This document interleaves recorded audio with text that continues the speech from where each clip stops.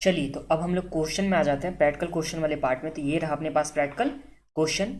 इसमें सबसे पहले अपने पास कौन सा दे रखा था, यहाँ पे दे रखा क्वेश्चन नंबर 1। क्वेश्चन 1 में क्या है, तो classify the following activities as operating activities, investing activities, और सी में क्या बोला, फाइनेंसिंग एक्टिविटी। और डी वाले पार्ट में एक और है, तो इसमें बोला cash equivalent with reference to AS3 revised. तो देखिए ध्यान दीजिए, सबसे पहले हम लोग को जो भी यहाँ पे आइटम दे रखा है, ये दे रखा है ना, इसे हम लोग को क्लासीफाई करना है कि कौन सी एक्टिविटी में। तो आप लोगों ने इतना सारा सम्स कर चुका है, आप लोगों को हो जाएगा, बट फिर भी मैं एक बार करवा देता हूँ ये सम्स। तो देखिए सबसे पहले क्या बोला कि brokerage paid on purchase of investment. तो यहाँ पे इन्वेस्टमेंट वाले पे ब्रोकरेज दिया जा रहा है। तो देखिए जब जो इन्वेस्टमेंट है वो कौन सी एक्टिविटी में जाता है, इन्वेस्टिंग एक्टिविटी में, तो उससे रिलेटेड जो भी इनकम होगा, एक्सपेंसेस होगा, वो कौन सी एक्टिविटी में जाएगा, तो इन्वेस्टिंग एक्टिविटी में। तो ये चीज़ याद रखिएगा कि एक बार उसका नेचर क्या है, एसेट का नेचर क्या है, उससे रिलेटेड जो भी एक्सपेंस इनकम जो भी होता है वो कौन सी एक्टिविटी में जाता है। तो उस एसेट के नेचर, जो भी एसेट का नेचर था वो कौन सी एक्टिविटी में जा रहा है, उसके अकॉर्डिंग वो जाता है। तो इस केस में यहाँ पे इन्वेस्टमेंट है, तो इन्वेस्टमेंट कौन सी एक्टिविटी में जाता था, तो इन्वेस्टिंग एक्टिविटी में। तो इन्वेस्टिंग एक्टिविटी में जैसे ही जाता था, तो brokerage paid on purchase of investment भी कौन सी एक्टिविटी में जाएगा, तो ये जाएगा इन्वेस्टिंग एक्टिविटी में। तो ये इसका आंसर क्या हो गया, इन्वेस्टिंग एक्टिविटी। ठीक है, फिर नेक्स्ट वाले बी वाले पॉइंट है, बी वाले पॉइंट में क्या बोला, अंडरराइटिंग कमीशन पेड। तो अंडरराइटिंग कमीशन हम लोग कब देते हैं, जब शेयर इशू करते हैं, डिवेंचर इशू करते हैं, तो उस केस में देते हैं। तो उस केस में जो देते हैं, तो हम लोग जब बोरो कर रहे हैं, मतलब शेयर के थ्रू हम लोग पैसा रेज कर रहे हैं, डिवेंचर के थ्रू हम लोग पैसा रेज कर रहे हैं, तो जब हम लोग के पास यहाँ पे क्या आ रहा है, पैसा आ रहा है, तो ये फाइनेंस से रिलेटेड हो गया। तो फाइनेंस से रिलेटेड हो गया, तो कौन सी एक्टिविटी में जाएगा, तो ये जाएगा फाइनेंसिंग एक्टिविटी में।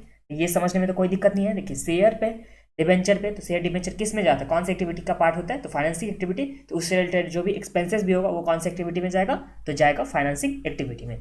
फिर ट्रेडिंग कमीशन रिसीव। तो ट्रेडिंग कमीशन तो ये नॉर्मल कोर्स ऑफ बिजनेस में होता है ना, और मैंने आप लोग को बताया था एकदम स्टार्टिंग में कि ऑपरेटिंग एक्टिविटी में का मतलब क्या होता है, कि जो नॉर्मल कोर्स ऑफ बिजनेस में जो भी इनकम होता है, एक्सपेंसेस होता है, उसे हम लोग कंसीडर करते हैं। तो ये भी हो गया। फिर डी वाले पार्ट में क्या बोला, proceed from sale of investment. तो हम लोग को यहाँ पे इन्वेस्टमेंट को सेल करके पैसा मिल रहा है, तो इन्वेस्टिंग एक्टिविटी में चला जाएगा।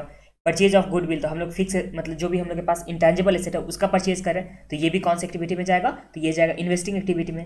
जाता है ना, जो भी हम लोग फिक्स एसेट को परचेज करते हैं, जो भी एसेट को परचेज करते हैं, तो उससे वो कौन सी एक्टिविटी में जाता था, इन्वेस्टिंग में। तो ये भी हम लोग के पास इन्वेस्टिंग में आ जाएगा।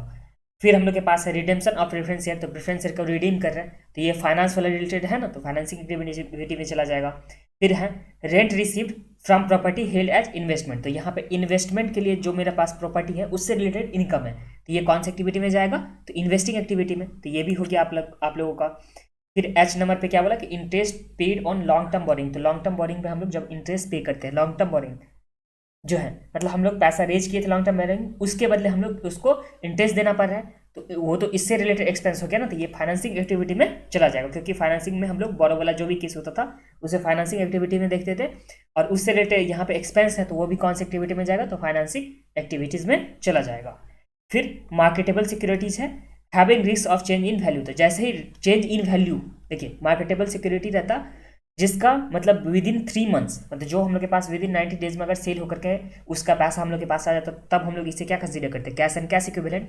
बट इसके वैल्यू में चेंजेस होने का रिस्क है, having risk of changing in value. तो जैसे वैल्यू में चेंज होने का रिस्क है, तो कौन सी एक्टिविटी में जाएगा, तो यहाँ पे कोई एक्टिविटी में जाने वाला नहीं है, क्योंकि इसका तो कुछ सेल नहीं हो रहा है ना, ना सेल हो रहा है ना परचेज हो रहा है। और ये हम लोग का कैश इक्विवेलेंट होगा भी नहीं, क्यों नहीं होगा, क्योंकि इसके वैल्यू में चेंजेस होने का संभावना है, प्रोबेबिलिटी है। तो ये हम लोग के पास हो गया।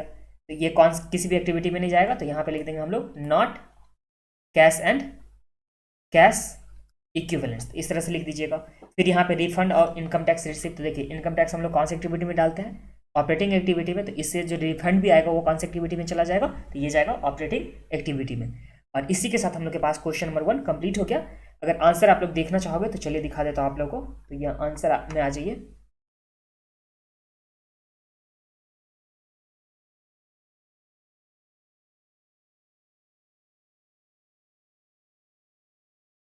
नंबर क्वेश्चन बाद ही ये रहा आंसर। तो आंसर में आप लोग को किस तरह से लिखना है, तो यहाँ पे classification of activity with reference to AS3, और सिंपली जो भी आइटम रहेगा उसके सामने में जो भी एक्टिविटी में जा रहा था उस एक्टिविटी में आप लोग इस तरह से कर दोगे। और इसी के साथ ही हम लोग के पास क्वेश्चन नंबर 1 कंप्लीट हुआ।